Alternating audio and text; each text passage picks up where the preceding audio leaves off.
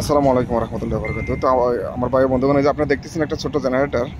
তো এই জেনারেটরটা আসলে কি হয়েছে সে বিষয়টা আপনাদেরকে বলবো। আসলে এরা বলতেছে যে ইলেকট্রিক্যাল সমস্যা, তো সেই জন্য আমরা আসছিলাম।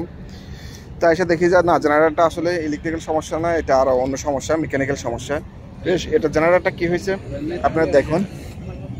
এই যে এই এই যে মোটরটা, এটা আসলে আমাদের যে এইখানে যে ডিজেলটা আসলে সাপ্লাই দেয়। আর ডিজেলটা যদি অ্যাকুরেটভাবে না যায় তাহলে জেনারেটরটা কী করবে, আপ ডাউন করবে।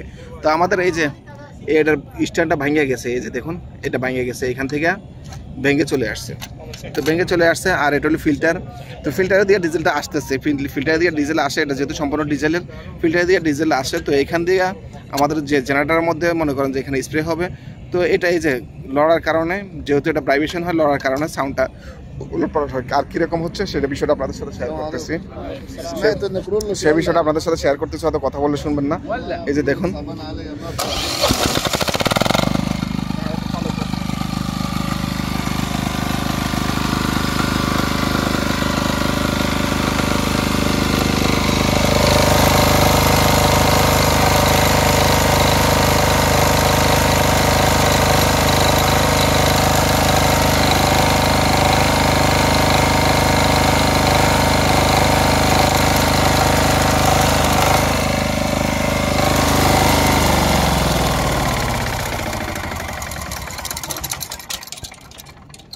আশা করি বুঝতে পারতেছেন যে এটা এই যে এই কারণে, লড়ার কারণে বা ভাইব্রেশন হওয়ার কারণে জেনারেটর স্পিড আপ ডাউন হইতেছে।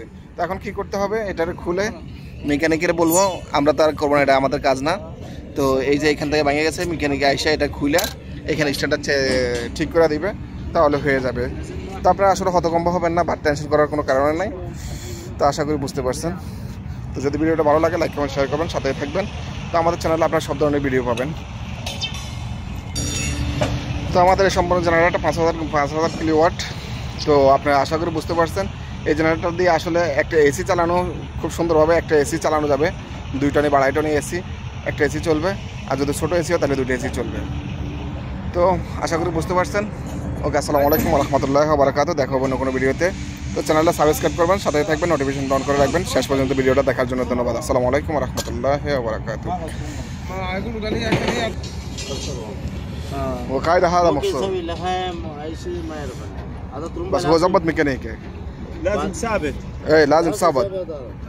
اذا اوكي، السلام عليكم ورحمة الله وبركاته. ভালো থাকবেন।